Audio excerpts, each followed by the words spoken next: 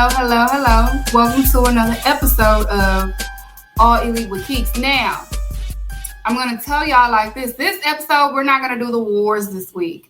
We know that Dynamite would have won. It would have been three-week streak for Dynamite because they had blood and guts. I'm sorry, Colliders. Y'all know damn well Dynamite would have took that victory.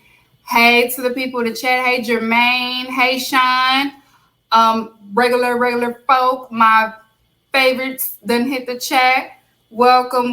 So this episode, y'all, I got the glasses on. We're teaching today, okay? Because a lot of things happened, a lot of things transpired, and a lot of discourse was happening on the timeline. And I know that everybody, are not in-ring storytelling readers. I get that. I'm not even going to shade y'all this week. I always shade y'all, but I'm not this time because people need a little help. Yeah. And I'm going to help y'all this week. I'm going to give y'all a little bit of help to get y'all prepared for All In because All In is like 4 weeks away, almost 4.5 weeks away. So you have to dissect on what's going on so y'all can enjoy All In because if you don't know what's going on, you're not going to really enjoy All In like you should. So this week, y'all, I'm going to get into Dynamite, Collision. Now, mind y'all, I'm not going to go match by match. I'm going to go into things, the key factor in things that's going to happen that I know probably for sure is going to be part of All In, except for probably one, which is the TNT. But we'll get into that. I'm going to get into Rampage, and I'm going to also get into ROH, Death Before Dishonor. And I'm going to also get into some women business. That is the main topic for this week. But this is also to help y'all understand what had transpired on AEW, especially to you writers out there that write and listen, especially to you other content creators that are not into AEW, but you want to keep up because you cover everything, but you don't want to watch AEW. That's what I'm here for, okay? So I'm going to help y'all understand what's going on, how we get to point A, point B, and point C possibly, because it's still in the works. Tony Khan, I know you be listening, okay? So we're going to get right into it. Let me get my notes. Y'all know I got to get my handy dandy notebook because I write things down, okay? So we're going to start off with Dynamite, okay? Dynamite was blood and guts. Things happen on Blood and Guts. One thing that happened that opened up the show, Jungle Boy buried his old gimmick.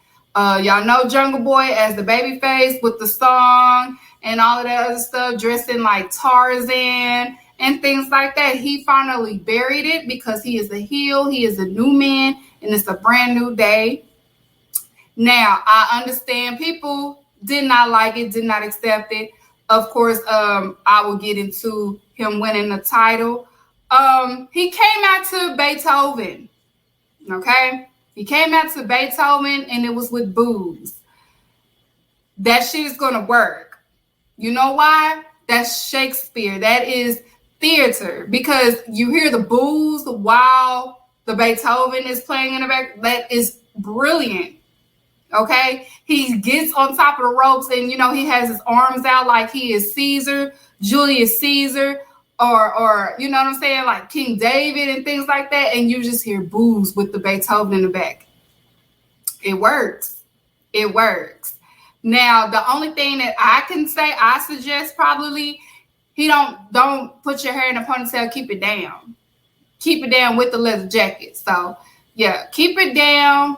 With the leather jacket, you don't have to put it in a ponytail. But if you want to put it in a ponytail, that's what your prerogative is. But yeah, so he comes out here in Shakespeare. Beethoven is theater. He faces Hook. He defeats Hook. He is the new FTW champion.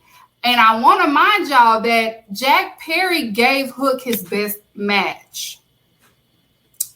Gave him his best match. This is the best I have seen Hook. Like, you didn't see the same old, techniques, the same old sequences. You saw something different. He added a little bit of difference in his wrestling style. So this was his best match. needs a, no, he does not. No, hell no. Keep the hair, okay? Keep the hair. Jack Perry looks good with the hair down. Keep the hair. He doesn't have to do that. I'm glad that he grew the rest of his facial hair in. Yes. Keep the hair, facial hair, and like we said last week, maybe add Anna J to it. Then it will possibly work. Like we said, all come together. Like we said 8 months ago, add Anna J to it. Mm-hmm. You can finally add Anna J to it because she comes out in a whole like a magician anyway, like the jacket and the thing. Now keep the hair, but never wear it like he used to. No, I don't know. He don't need the bun. Keep the hair down. Just keep the hair down because he has it in a bun. It don't. If he's doing Beethoven, keep your hair down. Beethoven is like a, they wore them ugly ass wigs, but it was not no updo. It was a downdo. So keep it down. It's Beethoven. You know what I'm saying? Because if he keep the hair up, then I would suggest a whole new outfit or a whole new look. But if he's going to keep his hair down, or if it's going to come down anyway, just keep it down. Because if he keep it up, he might as well just wear like a cape or some shit. I don't know.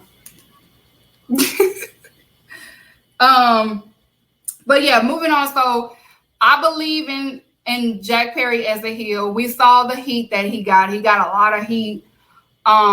He got a lot of boos. He was admiring the boos and stuff like that while the Beethoven is playing in the background.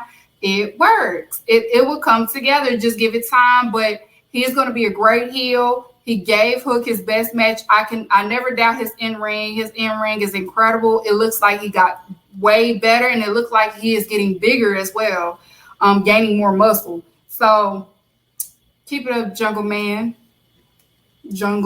Jack Perry. Now, as far as the FTW Championship, I don't know if they're just going to finally include it or what. I don't know what that direction is. I'm still kind of like staying on my P's and Q's on how this is going to go. So I can't necessarily tell you what the FTW Championship will lead to, but he's the new FTW champion. Okay. So then Taz is pissed off about that. So I'm going to move on to the blind. I'm going to move on to the blind eliminator tag team. I'm not going to talk too much about the match. I want to talk about more of Adam Cole and MJF. A lot of people was irritated by the whole first half of the sequence, the dancing and things like that. But as I recall on the timeline, and I believe it was around the time when people were still body shaming Adam Cole when he was out with the injury, the PWG Adam Cole was resurfacing, and people were saying that they missed this Adam Cole. I hope they bring this Adam Cole back. We saw Wednesday, and people was upset. Y'all asked for it, and it happened. What are we upset about? This is Adam Cole. But it just shows that people know Adam Cole from NXT, but a lot didn't know from his indie days, okay? This has always been Adam Cole. That's always been Adam Cole. He's always been dancing or in some form of entertainment. That's how, that plus his wrestling skills is how, Trips is like, I want that guy. You know what I'm saying? So that's always been Adam Cole. Suck my dick. Like, that's Adam Cole. So, yeah, it was people complaining about that. Y'all asked for it. It delivered. What are you crying about? Which goes to show you that it's them damn 2021 AEW fans. But I'll get on that some other time. I want them banned. All the AEW 2021 fans need to be banned. I'm sick of them. But I also want to pinpoint two things that's going on. We're seeing Adam Cole in a good space. While simultaneously, I can't even say it right now. But at the same time, you see MJF is gaining to be a better human. You know what I'm saying? Being a better person while he's with Adam Cole. So it looks like to me, even though they both still don't like each other in a sense, it looks like to me maybe MJF is the one that is really, really into these bonding with Adam Cole, and I feel like Adam Cole is just still secretly playing the part. Like Adam Cole is probably the one that everybody needs to look out for, not so much as MJF in this matter. But it could be switched. We could get a plot twist. You never know with Tony Khan these days, but the way I see it, I feel like it's going to be Adam Cole flipping on MJF. So they kind of hinted it after the match when Adam Cole stared at the AEW Championship belt. He still wants that gold. And MJF was just like, what the fuck? But, you know, they hugged it out and stuff like that. And then, of course, you add FTR. They came out. Now, it was tension between FTR and MJF. It was tension. Now, y'all got to remember that FTR and MJF were a part of the Pinnacle faction.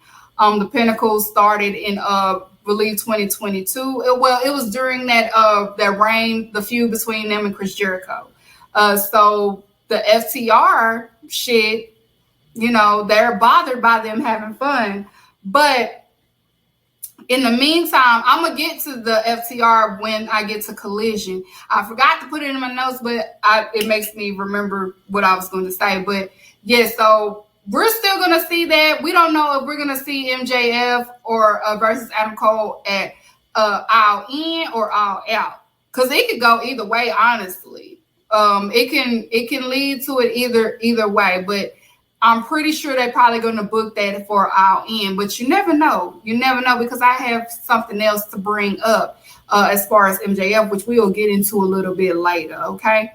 Of course, they took the win or whatever, so they're going to face FTR on Collision.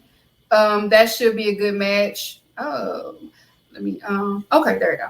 Yeah, so that should be a great match. So, like I said, remember that MJF is a part of the Pinnacle, so it's a little bit personal for FTR and MJF, as you saw in the ring. You saw the tension between Dex and MJF, so it's going to get very, very personal Saturday at Collision between those guys. Adam Cole is just like, that's y'all beef, but I'm here to win. So, now let's get into the main event. Blood and Guts. A lot of things happen at Blood and Guts. So I'm going to help y'all understand what all happened at Blood and Guts, because it was some in-ring storytelling in Blood and Guts that we'll probably see ending at All In, okay? Things are leading to All In, like I've been saying. So I'm going to help y'all understand what is going on, okay? We're going to start off with Moxley. Moxley is conflicted. He's very conflicted. He's conflicted between what Eddie Kingston said and also the code of the BCC. You saw it in this match. Like, he was still him, but he was still conflicted. Like, it's some confliction, and you can tell by the in-ring. Like, he is, you know, he's still attached to Eddie Kingston while also living in the code of BCC. So keep that in mind, that Moxley is conflicted because it's going to play a big part between him and Eddie Kingston. Okay, it's going to play a major part in Eddie Kingston. I don't know how they're going to do it, but just keep in mind that Moxley is conflicted between Eddie Kingston and BCC, and it's showing. Also, I want to get on to Hangman. Hangman is dangerous. The way he took out Yuta, he's been on a dangerous streak right now. Like, if you've been paying attention to his in-ring, he has been ruthless. He hasn't hesitated. He didn't hesitate not one bit choking Yuta the way he did. Hangman always hesitates because he's always the bigger man. He hasn't been the bigger man as of lately. Keep on the lookout for Hangman. I don't want to say he might turn heel, but this is not the same Hangman we've always seen. He's always been about pride, dignity, integrity. You know, he's always been about that. But Blood and Guts brought out a dangerous side to him. And you saw it in this match. So look out for Hangman's character, because that was some in-ring too. He's dangerous right now.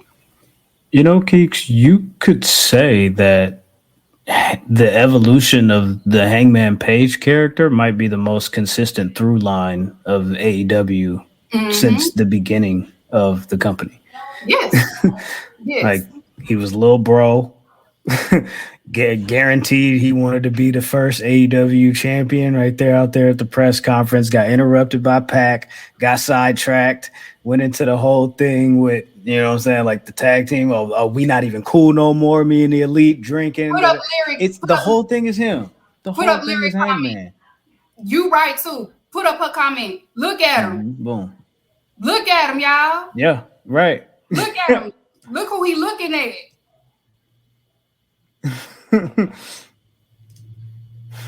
I'm telling you. Look at Hangman. That's funny. Hangman, I feel like Hangman is looking like, was it worth it? Between the relationship he had with Dark Order and Elite. That's like, he took out Dark Order's frustrations on Yuta. Look out for Hangman. I'm trying to tell y'all. Now, next up, Soup. Cinnabon Guy. Y'all know who he is. Cinnabon Guy left with Don Callis during the match. Takashita and Pac had the same agenda. They just wanted to beat up Kenny.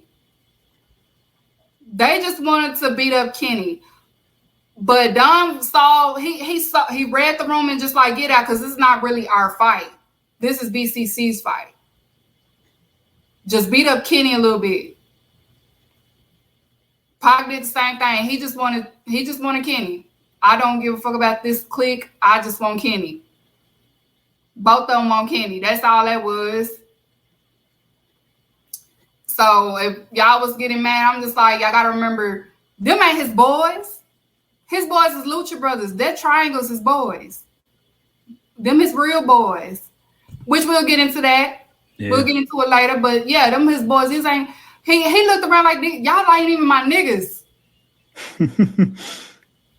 Y'all not my niggas. I just came for him.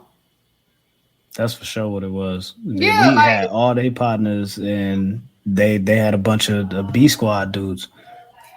Not saying they B Squad dudes, but you know, like you said, they not their partners. Yeah, he looked at Don, well, not Don, but Claudio, like, you is not my nigga. What is you telling me? What is? I don't like you. I just came to beat him. Why is you talking to me? That's all that was. And that shouldn't even been discourse. Like, that's some normal shit. Like, I'm leaving because you getting on my nerves. I don't like you. Okay? That was fine. Because Pat kept getting into it with Claudio. Exactly. Which I'll get into. But the Young Bucks was taunting Dark Order in a lot of ways. I know y'all don't want to see that, like, rivalry or whatever, but they was taunting the fuck out of the Dark Order. They was messing with them. They I believe Matt Jackson was doing what's the short one? John Silver? Yes. He was doing his shit. So it's something there. Like, they was having, first of all, they was reminding y'all why they are in that conversation of the greatest tag team, and also taunting the fuck out of Dark Order. Like, that was going on. You see how they had the purple on? Mm-hmm. They all had the purple on. Yeah. Bucks and Hangman. The funny part is, like, I didn't see the Bucks like make that. Like, I didn't see the entrances for this match. So when I seen Hangman with the purple, I'm like, oh, he got the, you know, like, still giving it up to the Dark Order and stuff. And then I seen they fit, and I was like, are they sending shots? Mm-hmm. Yeah. So Lyric says, after Death Before Dishonor, she's more open to the Hung Bucks versus Dark Order because they went crazy on Friday. Oh yeah, which we'll get there too. For sure. We definitely gonna get there. Now, we're gonna get on Ibushi.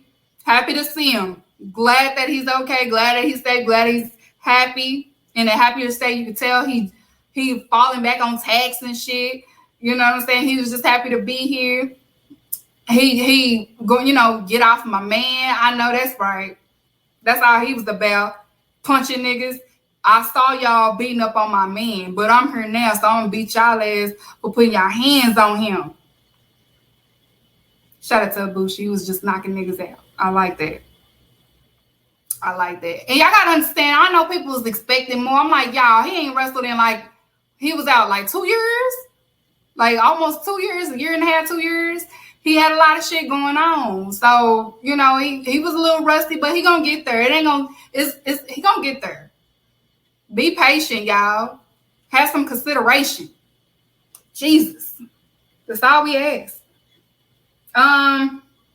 Yuta, the sacrifice. Always the sacrifice. I know Jon Moxley tried to save him. But Jon Moxley gave up, okay? He gave up.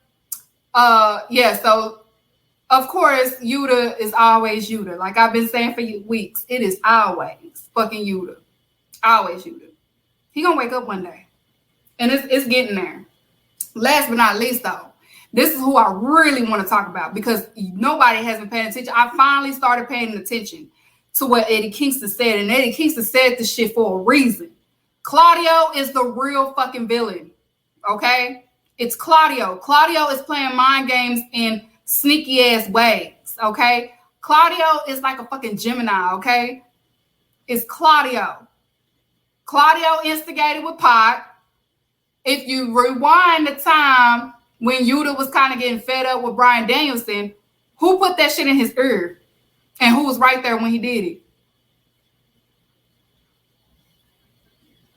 When Eddie Kingston confronted Moxley the first time, pay attention to how Claudio was looking.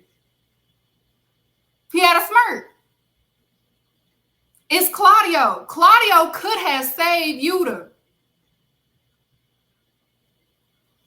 He didn't. He watched.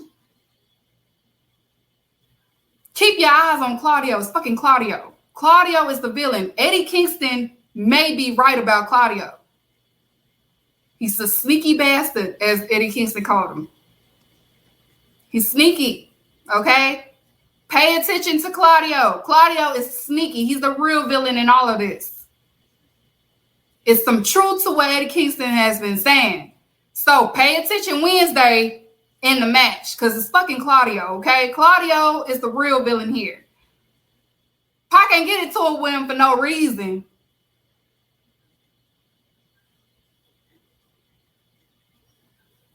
Pay attention, y'all. It's Claudio. Eddie Kingston ain't just picking on him for no reason. It's a reason. He's sneaky, but he has been sneaky in this faction, okay? He's been sneaky. He's been placing shit.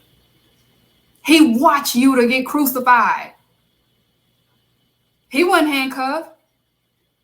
He was lying on the ground, but he was looking. He saw everything. He's plotting. You know what's going to happen probably? Yuta's going to probably blame Moxley. And Claudio's just going to sit there and let it happen.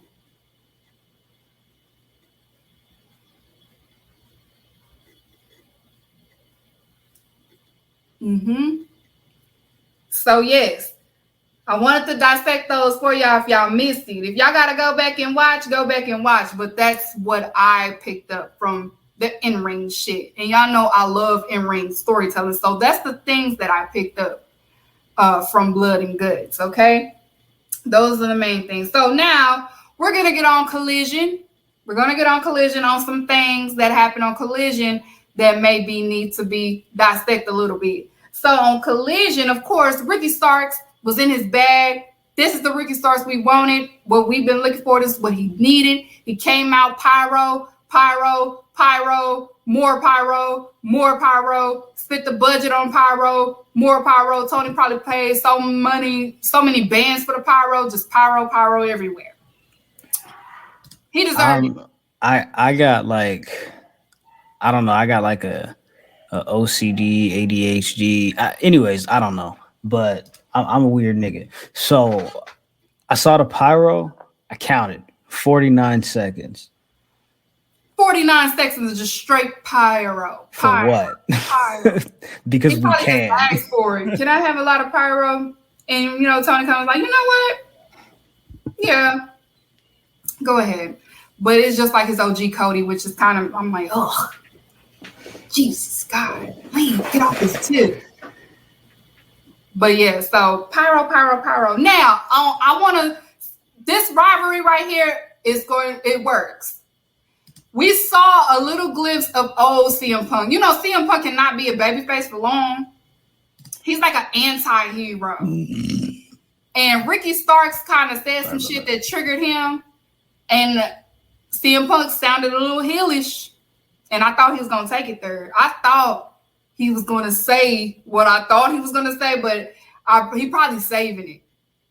He probably saving the comparison because I really thought he was going to take it there. But he didn't take it there. But I know Phil's going to take it there. Yeah. I think he didn't take it there because Ricky had already kind of addressed it at the beginning of his promo when he was like, I know I be hearing y'all, I be seeing all the comparisons. I know y'all be saying I should be a pillar, I should be this, I should be that. I be, you know, like he had already kind of put it out there. So it's like now, like if you seen like 8 Mile, like if I done already put out the diss that everybody say, you kind of can't use it now. No. You know how Phil be. He probably said it out there, but nah, he ain't say the real things. Oh yeah, nah, he ain't say it. Yeah, he ain't say the real shit. And I know he gonna end up saying the real shit. That's gonna be like, damn. You know, last time I cut my hair like this, I beat a guy's ass that looked just like you. Yeah, I'm telling you, he it's like he wanted to say it, but he didn't say it. But he gonna say it. Don't get mad if CM Punk kind of win the versus battle, okay? Because if it's one thing I can give him credit for is the comebacks. He gonna say some shit. So if you a Ricky Starks fan, just prepare yourself. Cause he gonna say some shit that everybody been saying, and it's gonna make y'all mad. And then y'all gonna have to defend the timeline and shit like that. And I hate that for y'all. Just so, I mean, he wanted this verse. You know, if this is gonna help him get better, he gotta roll with the big dogs on this one, okay? So just be prepared when Phil take it there, because he's gonna take it there. We know he's gonna take it there. But this rivalry is good, especially for Ricky Starks. We've seen like the booking, the hiccups, and things like that. But this is definitely picking up his momentum back to where it needs to be, and this is good for him. Collision is really good for him. It's working for him. So yeah, I like this. I like this rivalry between CM Punk and Ricky Starks. At first, I was just like, but it's starting to pick up. So this is good for him. This is what he needs. So, also in a collision, Christian, play the clip, Graham. You got it. Man carries around a champion. Run that. What kind of man carries around a championship he didn't win? It's the fan yelling "you." That's so funny. Play it one more time so they can hear it. What kind of man carries around a championship he didn't win? Christian asking the important questions. While holding the TNT championship. Luchasaurus won, but he carrying it around. It is so funny. But shout out to Christian. Christian is the rightful OG. I saw people was like, why are they setting up matches? And I'm like, y'all asked for the Attitude Era bag. Then that's what y'all said. Y'all wanted the Attitude Era bag. Now y'all don't want the Attitude Era bag. Y'all don't want the Attitude Era bag. And then of course Darby Allin showed up after Christian. Darby Allin, he's not the best promo person in the world. He's one of those, like, he just talks. But he still gets over it because it's just like Darby just talks. It's like he having a normal conversation. And I can tell it kind of bothers him that Ricky Starks be saying that, because I knew from the jump, because Darby always said he really kind of didn't consider himself as one. But I mean, he's an over babyface for AEW, so that's why they consider him one. But Darby Allin, never dim your light. Never dim your light. You never dim your light to make no motherfucker comfortable. Okay? Just because somebody don't like that, you are considered a pillar don't mean dim your motherfucking light because of that, okay? With love comes hate. So Darby Allin, you earned the right to be called a pillar because you were.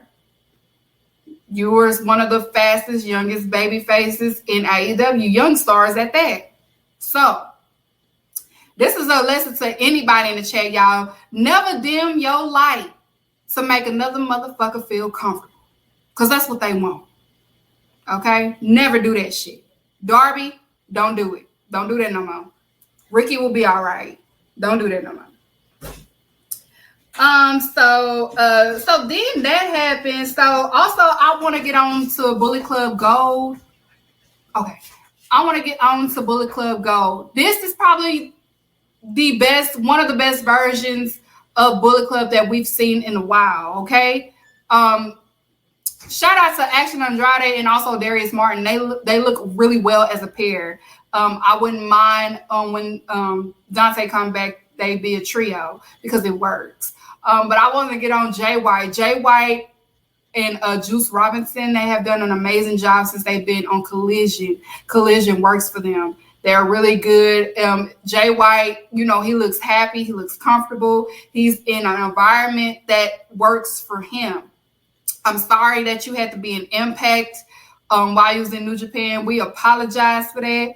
I'm so glad that you found the light and that you are in Collision. Shout out to the Bang Bang Gang. And the Austin boys, they work. They are perfect in the Bullet Club Gold. They are winning people over. Bullet Club Gold is over. And we're going to see great things from them. So shout out to Jay White. And I call him the king of Collision. So, you know, Jay White is the king of Collision to me right now. So shout out to the Bullet Club Gold. I'm interested to see them because I know they'll be an all-in, but I'm just so interested to see how they will be an all-in. Maybe we'll get some sort of civil war between the Bullet Club in New Japan and the Bullet Club here. You never know. You never know. I mean, because what's the name been talking shit a little bit in stuff. David Finley? Huh? Talking about David Finley? Mm-hmm.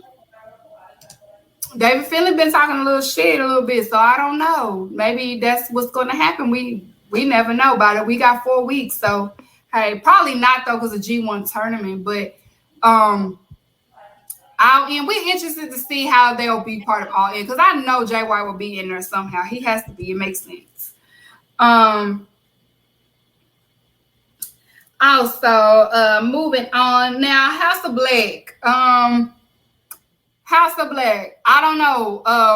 Well, we did see Roosh get signed today. So maybe this will help. Oh, G1. Lyric said G1 ends right before. Thank you, Lyric. So G1 does end. So maybe we will probably see the Civil War.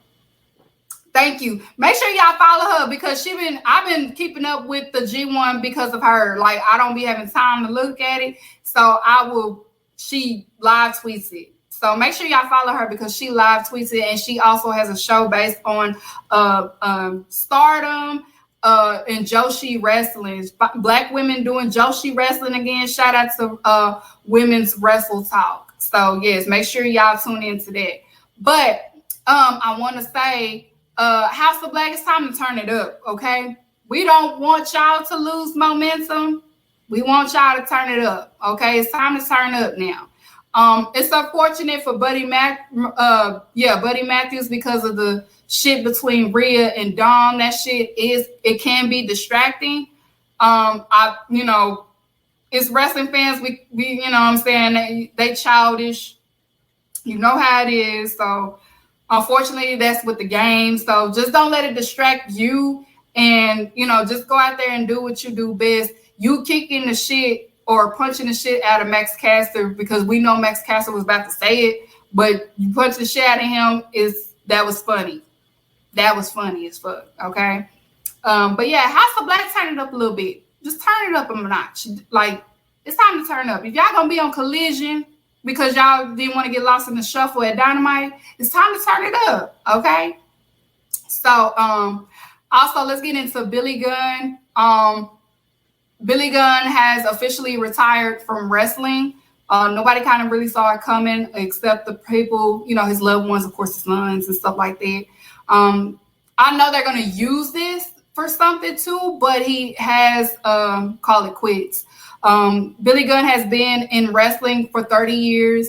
He was my icon of the year last year on my AEW awards. Gave us 30 years. He is responsible for the Suck It chants. He is responsible for the Scissor Me Daddy ass.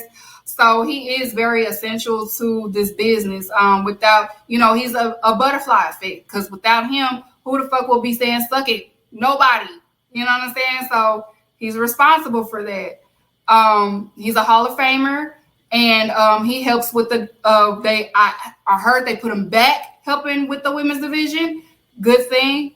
Shout out to Billy Gunn, 30 years. He put the boots up. He called it quits.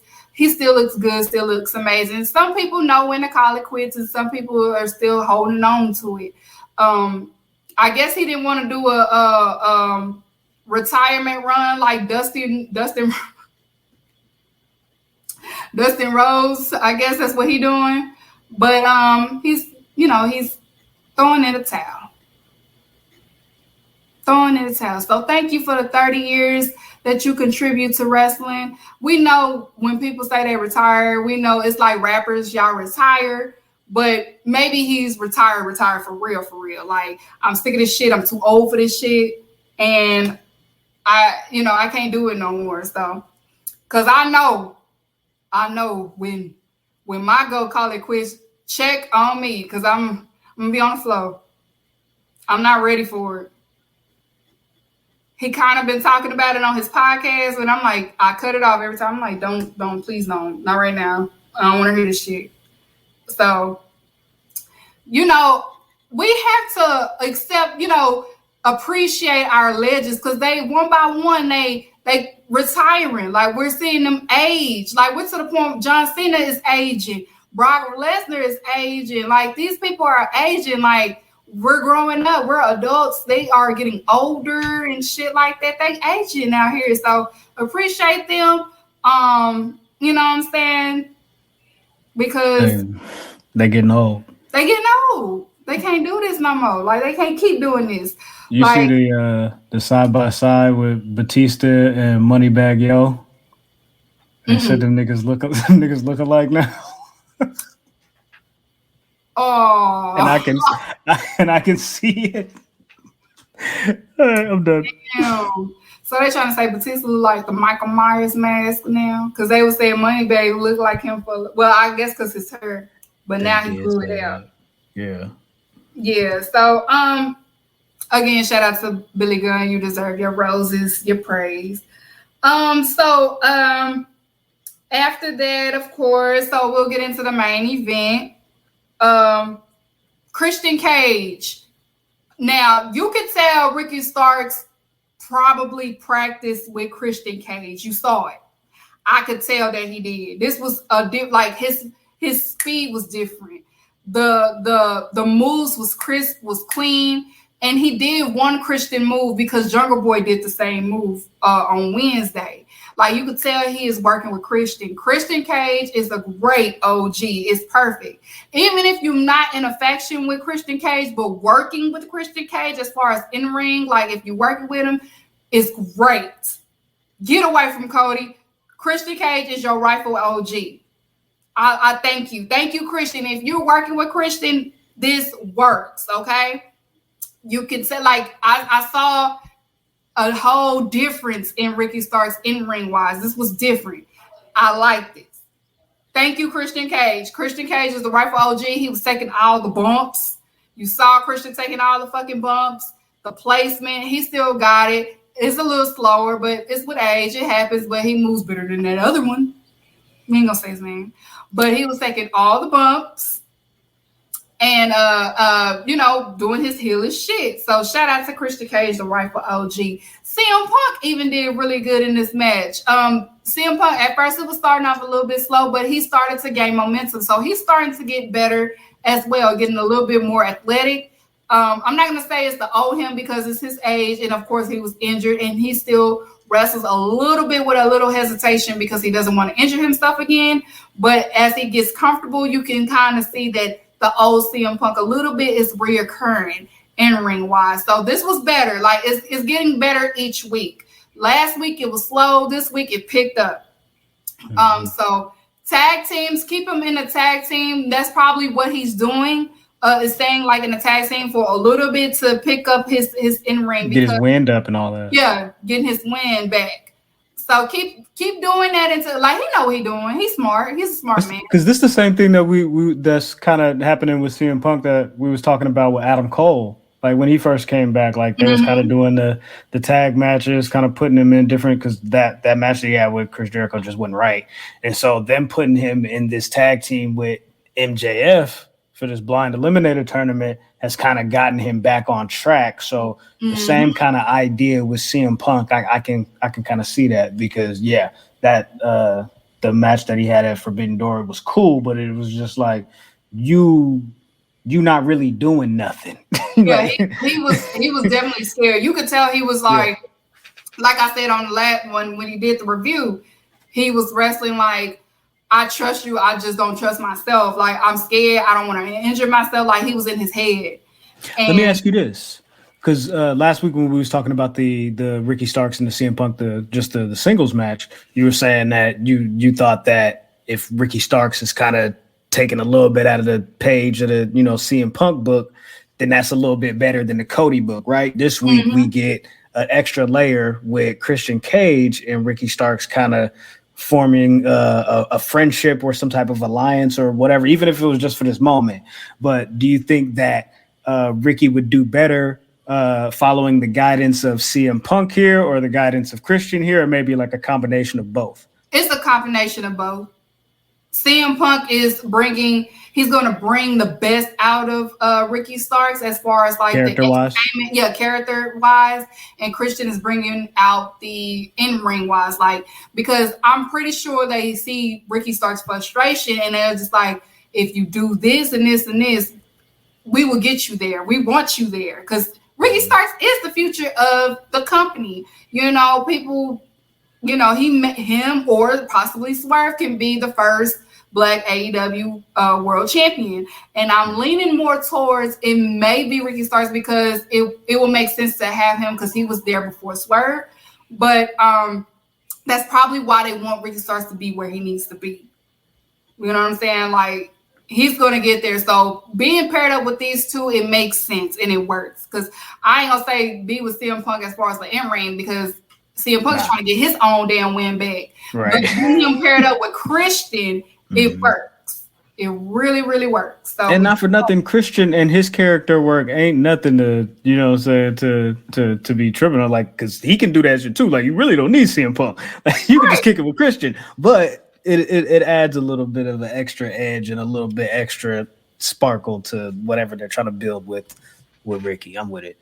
Right, and when I look at tag team matches, especially when they're paired up with a vet, I always pay attention to how they look at them in ring. Like Christian does it, Chris Jericho does it, Sting does it. Like most of them do it, and Christian was he was very observant of Ricky Starks. Like he was just looking like how he did with Jungle Boy. He was looking at him like taking note, like a mental note. Like okay, he needs to work on these. He needs to do this. He needs to do this. Okay, he doing he wasn't looking at him like hurry up and tag me. He was looking at him like paying attention to him. Like he was paying attention to how he moving and stuff like that, like a teacher. Yeah.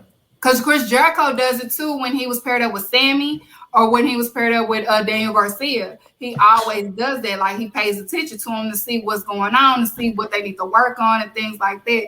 That's why sometimes he's on commentary too, Chris Jericho, especially with his certain people, to pay attention to how they are in ring wise. He probably can't tell them what to do creative wise because that can be hot or cold. But as far as in ring, because we know Jericho in his prime, he was all around great wrestler. He was adaptable, like how Bryan Danielson was. So he knows, even though at his age, he probably knows like, hey, you need to tuck more, or hey, you need to when you do this, extend your arm a little bit, like just different shit like that. So I was paying attention to Christian, and I was like, he got to be working with Christian because how Christian is looking at him. Christian wasn't looking at him like that's my partner and stuff like that. He was looking at him like, I'm evaluating you, nigga. Yeah, yeah, that's how he was looking at him, like, I'm watching you. Because CM Punk didn't have to do that with Darby Allin, but you could tell Christian was doing that for Ricky Starks. So I just pay attention to little shit like that. Let me move on. So we're going to get into Rampage. Now, I'm going to skim through Rampage just a little bit, but I'm going to take note on what happened at the Rampage Royal, and that was for our Al. Now, y'all know that Darby Allin ended up winning the Rumble match at Rampage, but I know people were complaining about that and saying it should have been somebody else, but y'all have to understand that Darby Allin's adds prestige to the TNT title. He's done it twice. So the network is trusting Darby Allin to add prestige to this belt because the network is part of who gets this belt because it represents the network. So,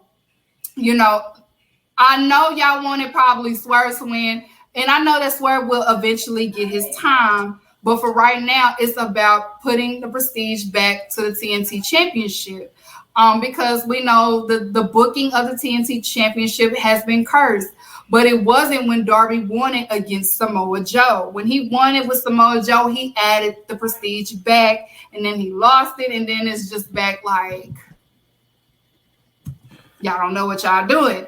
So that's why they made the decision to give it back to Darby Allin because, Darby Allin is a great transitional. He doesn't want the title for a long time. He just wants to be transitional to add the prestige back to the belt. So then possibly when Swerve wins it, it can mean something. You want the title to mean something when a person loses or wins, okay? Mm-hmm. So that's what this is about, is to make the TNT title mean something.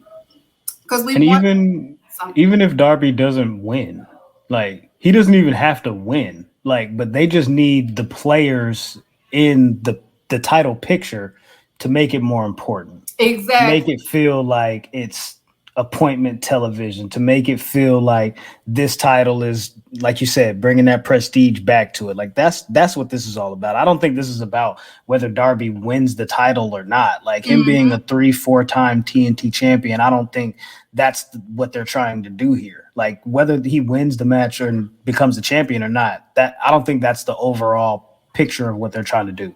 They're trying to bring that title back to prominence because it has to be a cornerstone for Collision because they don't have the world title over there. Exactly. Definitely. And then we also got to keep in mind that Sting is retiring this year, but he says Darby plays a key role in it. So we don't know how they're going to do this.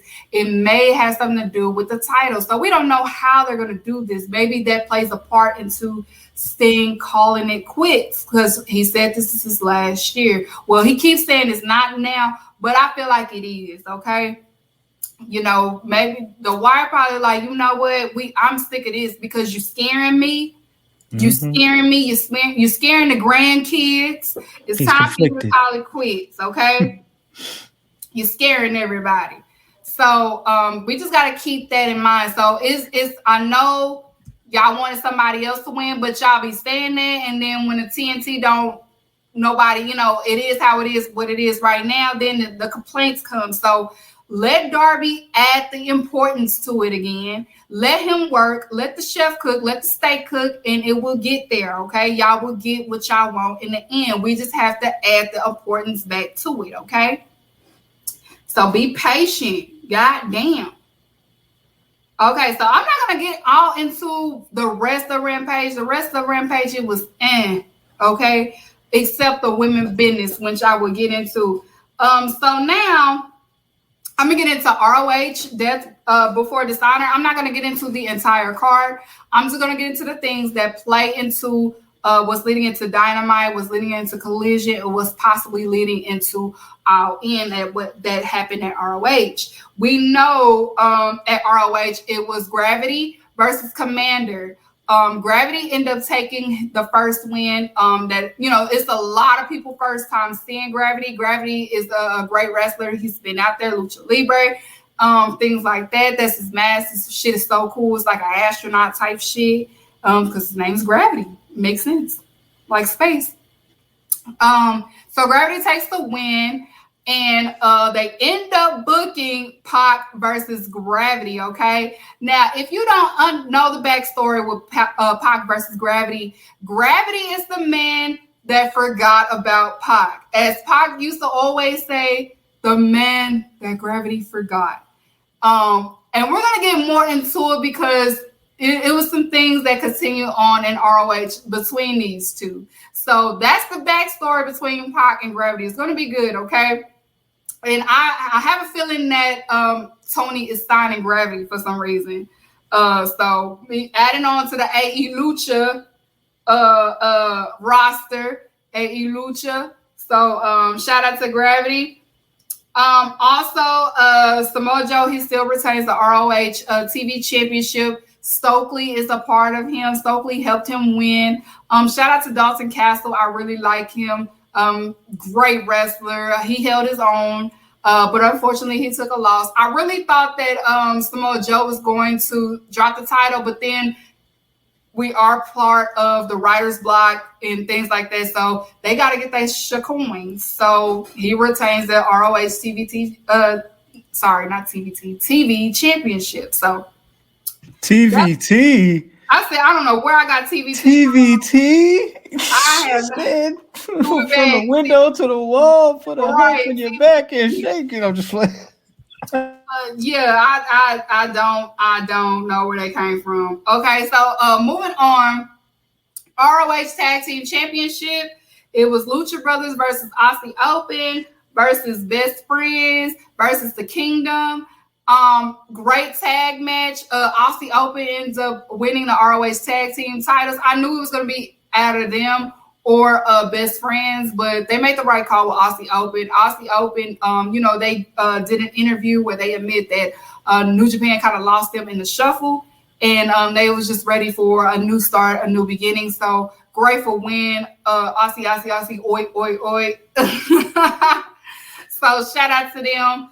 Now it was some things that happened in this match. Now, Best Friends and Lucha Brothers was beefing hard. Like they was beefing too hard during this match. Like they was out. Trent and Penta wanted to throw down. Like they was outside in the ring about to tussle up. Shout out to Penta with the mask though. That shit was fire. Like he loved to call everybody broke. Like he called everybody broke. All y'all broke.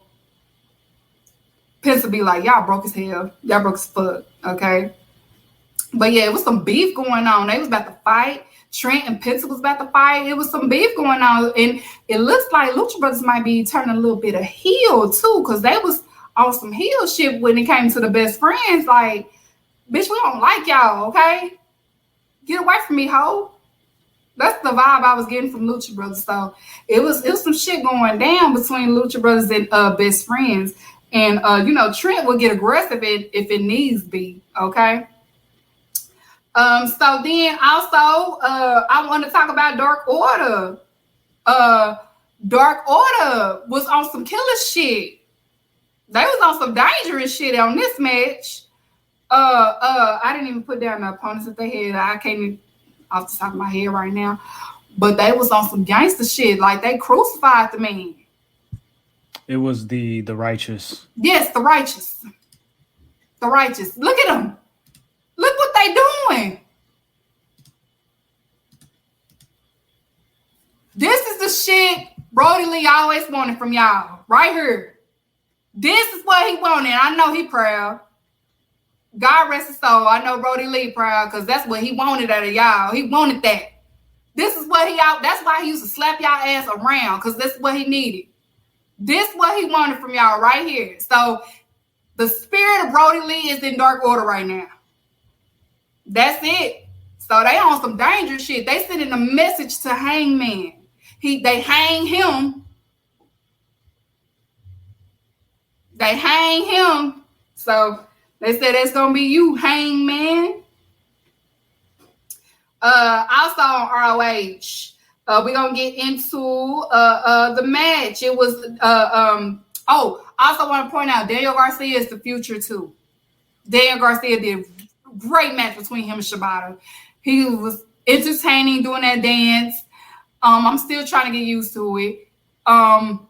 Great match between the two. Great match. Daniel Garcia is showing that he can hang in ring. He's very technical. He's getting really, really technical. He is the future. What is that mouse? Is that my mouse? Oh, that's your mouse. My bad. But yeah, getting very good. So another future of wrestling, Daniel Garcia did amazing. Also, I want to get on to Claudio versus Pac, another great match on the card. Claudio was doing some heelish shit. They was beating each other's ass. Pac don't like him. Pac really don't like him. You can tell. I don't fucking like you. I don't like you. Pac came in short. End up losing the title. Claudio retains.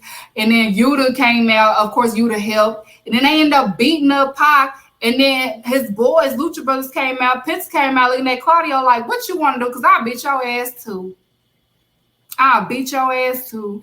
And like I said, that's his rightful homies. Like, y'all not my niggas. These my niggas. They came out, but then Best Friends came out. Best Friends was like, we still want our round with the Lucha Brothers.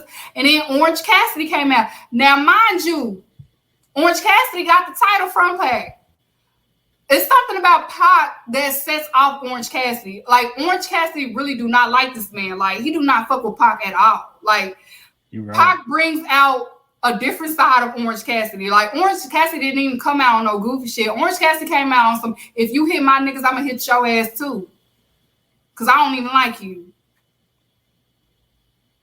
A lot of shit went down. It was beef everywhere.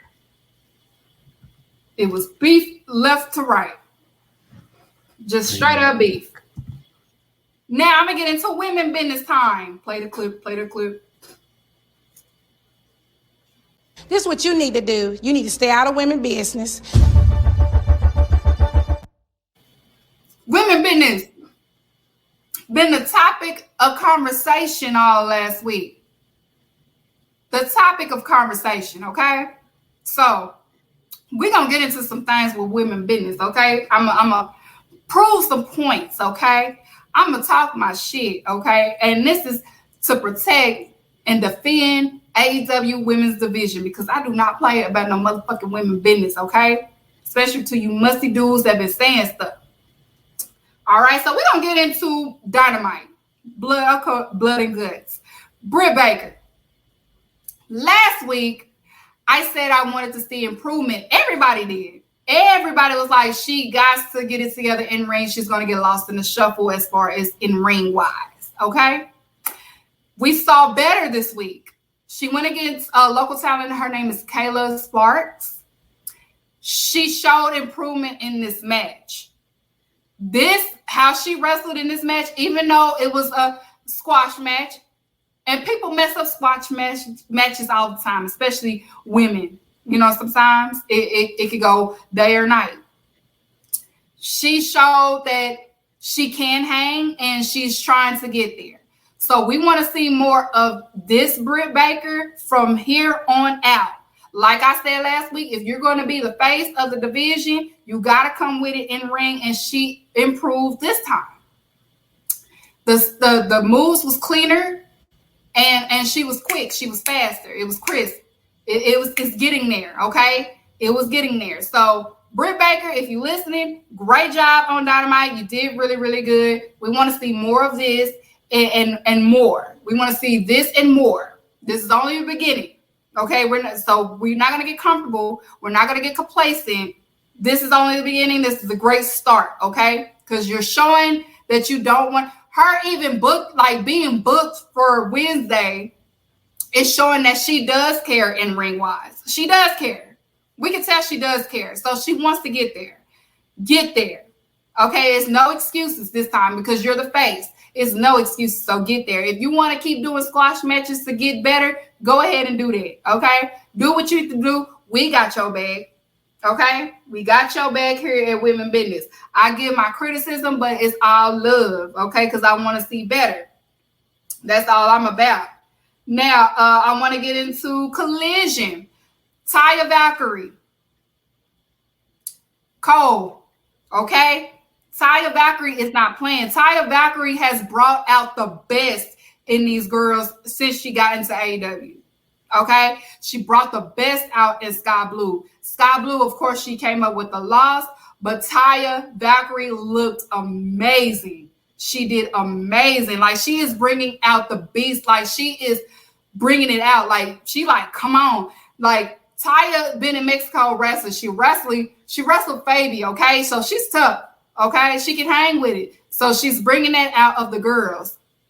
I said weeks prior when she first got signed that AEW division needed a Natalia in the locker room. We have that with Taya.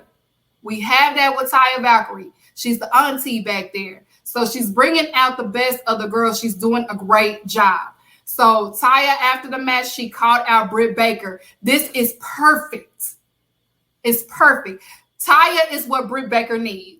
She's going to bring out the best into Britt Baker. She's going to help Britt Baker. That's what you need. I saw the discourse and I didn't like it, saying that this who asked for this.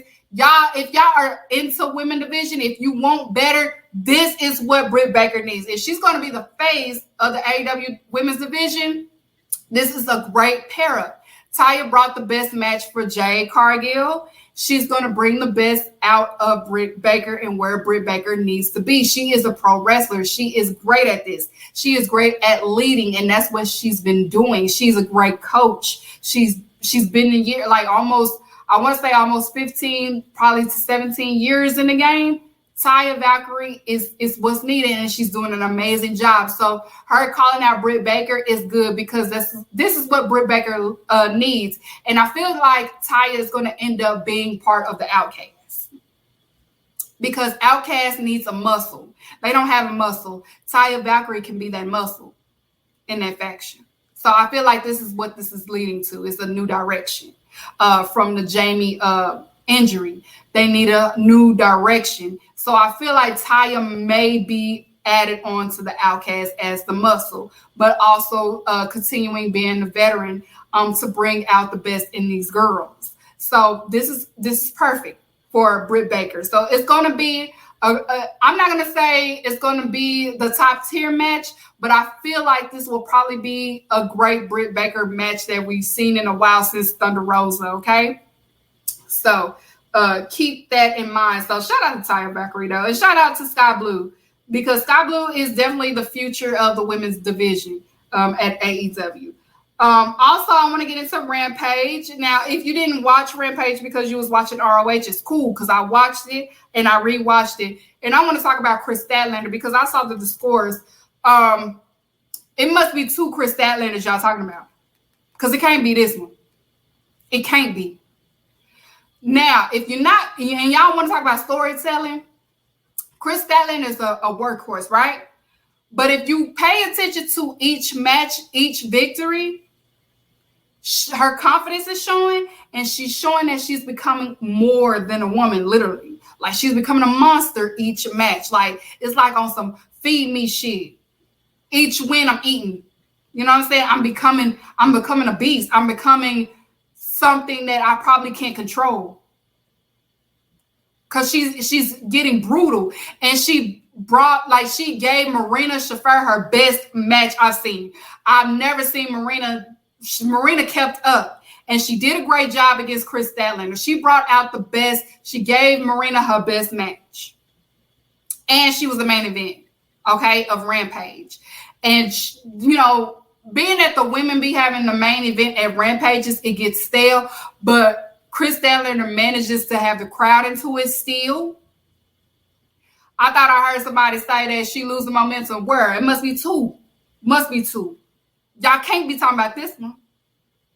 Y'all might be talking about 2019 Chris Statlander, but y'all ain't talking about 2023. Can't be. Talking at your motherfucking ass when it comes to Chris Statlander. What Lyric said, Moxley has been working with Marina. Marina cares, and she wants to get there. That's why I never I don't slander her, because I could tell she cares, and she hasn't given up. Like, she's still, I want to wrestle. I want to be a wrestler. I want to be the best, and she's trying. And Chris gave her best match. So how she wrestled on Rampage, Marina, we want to see more of that. We want to see more of that. So if you didn't watch Rampage, I suggest that you watch it and see what I'm talking about. But we want to see more of that, Marina. Great job. You did an amazing job. Great job. We want to see this from here on out, okay? Chris Statlander, she eating these girls up. Like, she put Marina in the body bag. Like, look how she looking after the victory. Like, look at her. She's showing like she's more than a woman. She's becoming a beast. She's becoming hungry.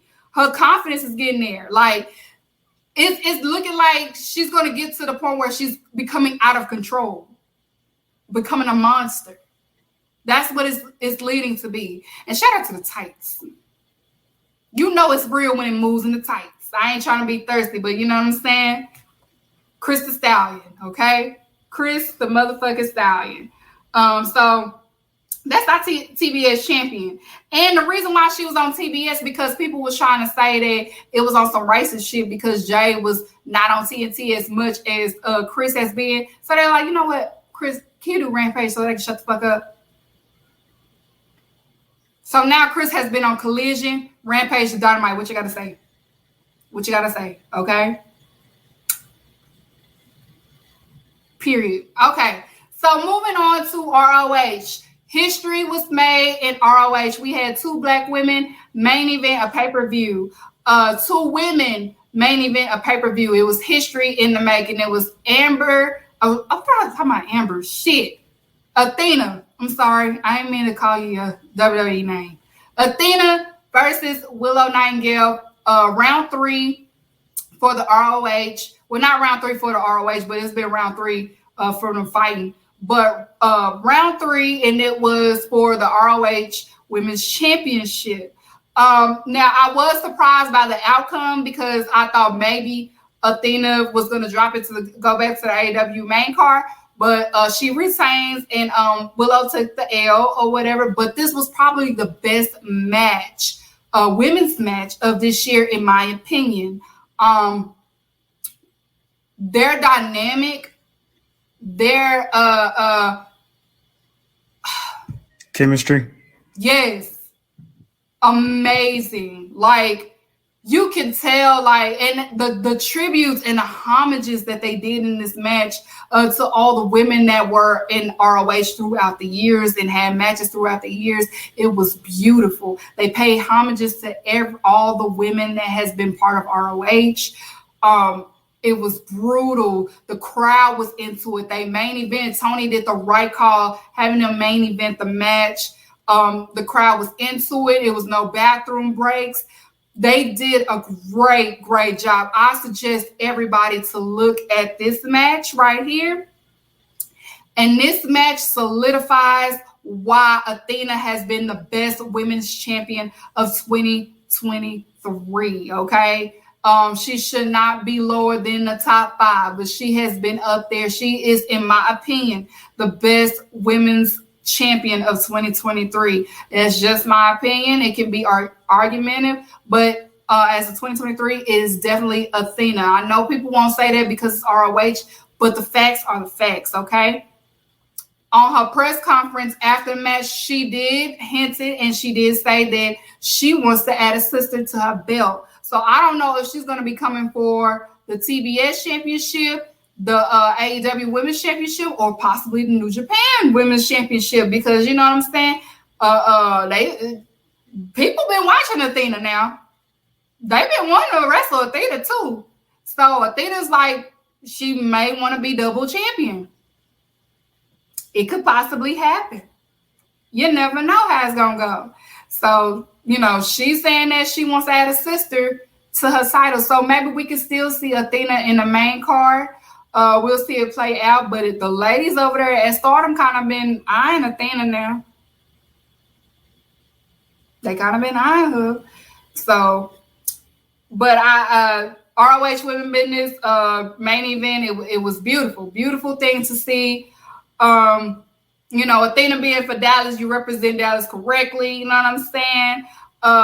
Great match between the two. Please rewatch it, especially if you care about women's wrestling. Like, they showed their athleticism, they showed their limits, they showed their adrenaline, they did some in-ring storytelling, they did homages, they did risky moves. You saw strong style, you saw high flying, you saw everything in this match. Like, they gave their all to this match. It deserves the same type of hype as the Bianca and Sasha match at WrestleMania. It's the same thing. Like, it deserves the same thing as Mercedes versus Willow for the New Japan Championship. Like, please, you know what I'm saying? We're at a time, like Lyric has said before, we're at a time where Black women been running women's division in America for the past 8 to 9 years. They have. So it's time to put some respect on these Black women that's at these wrestling promotions. Shout out to Jade Cargill. Shout out to Bianca Belair. Shout out to Willow Nightingale. Shout out to Trinity. Shout out to Mercedes.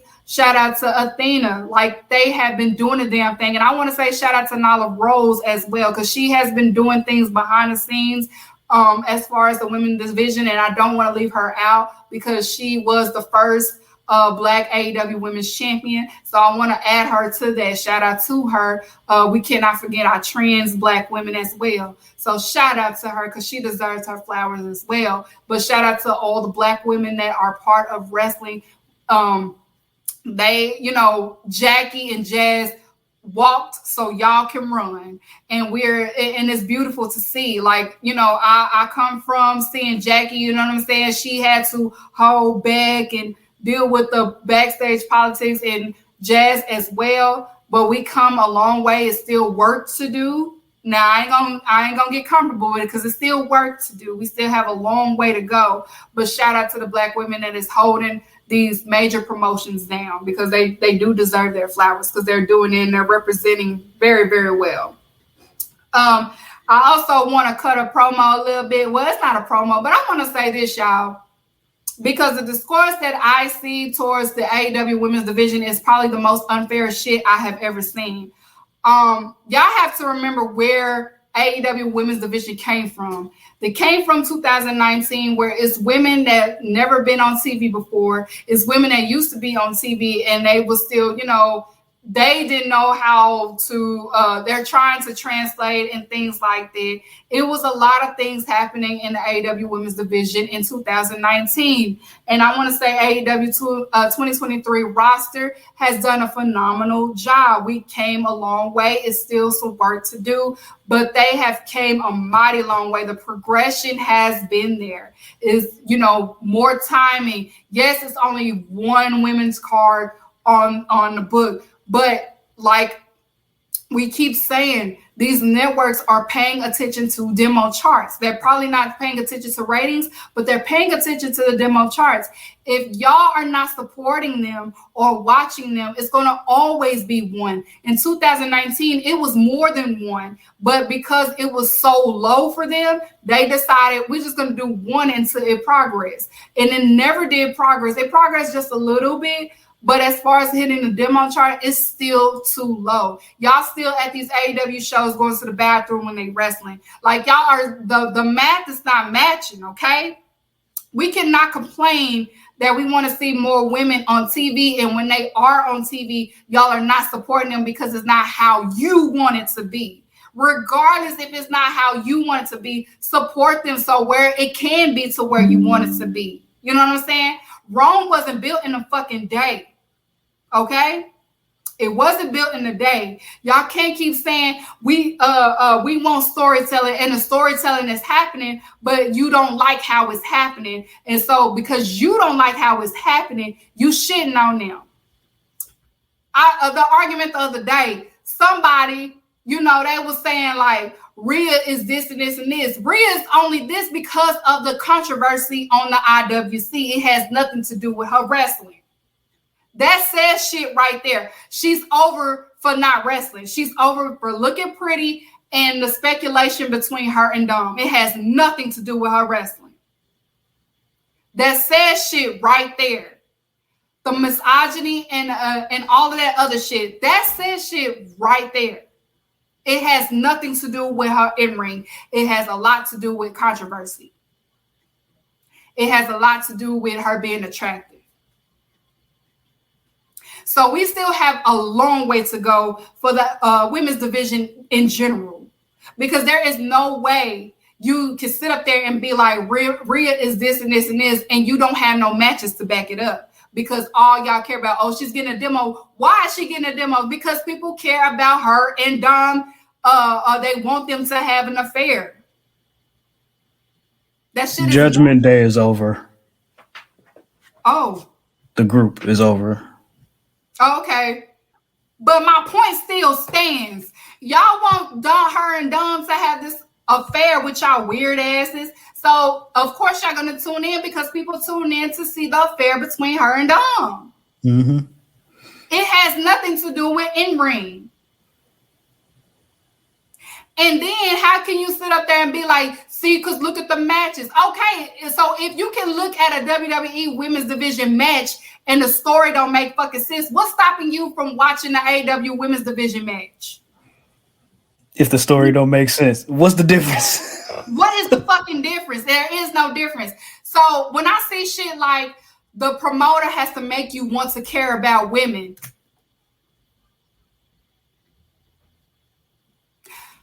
say it to yourself. I need the promoter to help me care about women's wrestling. That doesn't work for me, brother.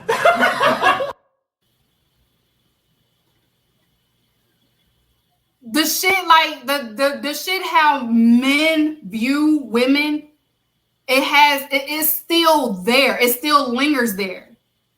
Make me care about this woman. Do you hear how you sound?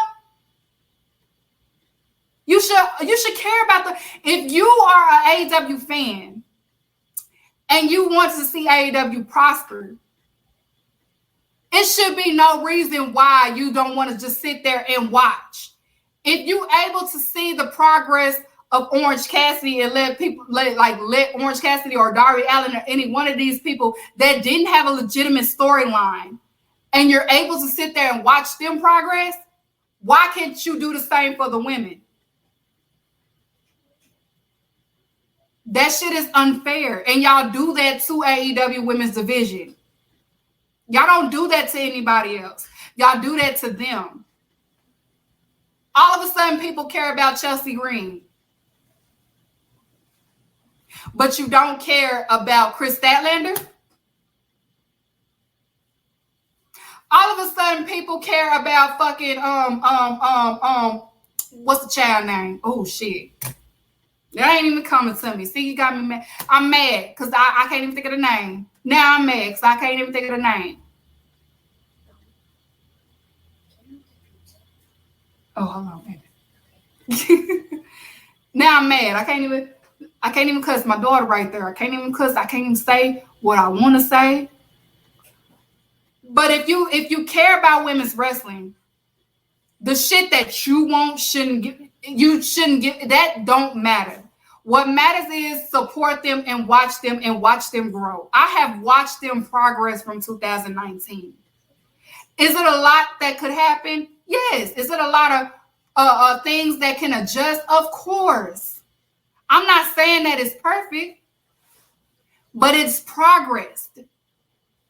There is no denying that. You cannot deny that. And y'all want to deny that. Like y'all want them to be 2019 so bad to keep the discourse going, but it's not happening. I'm not going to let it happen on my watch. No. Oh no. Fuck no. Not on my watch. You know what was happening in 2019? Yes. Britt Baker and B. Priestley was giving each other concussions. Y'all was upset about the Joshi women. You know what I'm saying? Like, none of that is happening anymore. These ladies are taking care of each other. They're having great matches. You know what I'm saying? And now I'm seeing people complain about we need more of the Joshi women on TV. Well, what do y'all want? They don't know what they fucking want. That's the thing. It's these 2021 fans. I'm telling you, it is these AEW 2021 fans. They wasn't there for the grind. They came in when shit was starting to take off, and they are complaining about shit. They don't want AEW to be the alternative. They want them to be WWE like. That's all they want. Keeks, Lyric has an amazing point here. She says the 4 pillars got several opportunities leading into Double or Nothing and tanked 75% of them, and everyone allowed them to revamp their characters and try again. The women don't get that grace. She's absolutely correct. Look at Sammy Guevara. Look at Daniel Garcia. Look at Jack Perry. Everybody's giving all of them 100% grace and all the room in the world to rebuild after that travesty of a program. Mm-hmm. Mm-hmm. And then what they gonna say? Well, because Tony makes me care about them. You naturally care about him because he is a man. Look at MJF. She's right. Y'all naturally gonna care about them because they're a man. Y'all don't do the same thing for women. You know why? Because if y'all could just admit that y'all don't take women's wrestling seriously, I can respect you for that. Mm-hmm. All you gotta do is admit that I don't really take it seriously. I think it needs to. If some of y'all need to just admit, I wish you'll go back to the bra and panties. That's what y'all really want. And y'all another point. Athletes. Another point to this MJF thing, like look at all the pillars. MJF ain't defending that title. The women, Tony's defending every other week. Chris is defending every week. Athena beating everybody ass. I'm like, Like, the math is not mathing. The outrage is not raging. Okay? The division ain't dividing. The subtracting ain't subtracting, okay? It's not lining up. Y'all don't know what y'all want, and the shit that y'all want is misogyny as hell. Y'all want some sexual shit. Y'all want if y'all want them to have some controversy. Is that what it is? That's what y'all want? Because even when Tay Conti had controversy, y'all still wasn't watching her wrestling.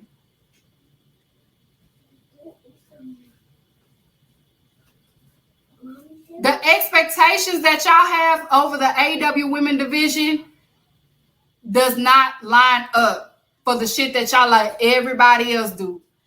Y'all give grace to the WWE women's division.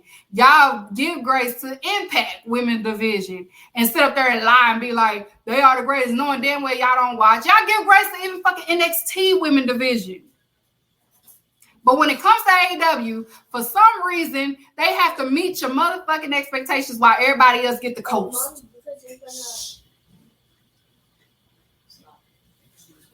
While everybody gets the coast.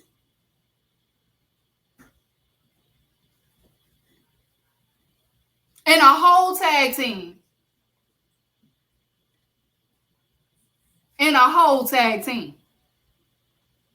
The tag team, the women's tag team championship belts, y'all giving that grace because y'all starting to like Chelsea Green. I'm guilty. See? He guilty. So I don't be fair all around. If you're going to be hard when you shouldn't be anyway, but y'all do anyway. Just like Bleacher Report, stop giving the AEW women division fucking C's all the time. Like, that's all y'all get him. Y'all don't even get him. Like, I saw that ROH. A B? Really? Athena and Willow? A B? Okay. B for black? Is that what that is? Uh-oh. B for black? The shit is not fair. Y'all know it's not fair. Y'all just got to keep the shit going. So if we want more than one, because I do too, and I'm not making excuses for it, I'm just being logical. The network is going by the demos. If y'all want more than one AEW women's match on a Dynamite or Collision card, y'all got to come through. Y'all gotta come through. Because even when WWE was doing that, we need more time, their demo shit was still up. So it pressed them to do it. Like, okay, give them more time because they are tuning in. The math has to match. We cannot be like, give AEW Women's Division more time and y'all not watching. Even if you don't like AEW, if you care about women's wrestling, especially if you're on a women's platform, still tune in to support them. Don't half-ass and do the shit. Do it fully. Support them so that way they can get more than one. They want more than one. But the shit has to be fair, and y'all have not been fair to them at all. Y'all haven't been fair to them the moment they got there. Nyla Rose caused so much heat for being a champion, for being trans. You know what I'm saying? Like, y'all have to come through for them. If you at these shows and you see somebody going to the bathroom, tell them to sit their ass down. I do it all the time at the shows. Sit down. You ain't got to go to the bathroom. You just got to sit down. Tell them to sit down. Because that's what they do. I saw it on Dynamite. Like, you see it live. You see people get up. I saw a whole row empty, acting like they go into the bathroom. And then they came back with nothing in their hand. You ain't getting no beer or nothing. Y'all just being assholes. Support them. They need it. They deserve it. They have progress. Progression. AEW Women's Division is on a progression. So if we want to see more than one, and even when they have more than one on Rampage, support that. They did that for a reason, to see if y'all was going to come through, and it ended up being the lowest Rampage.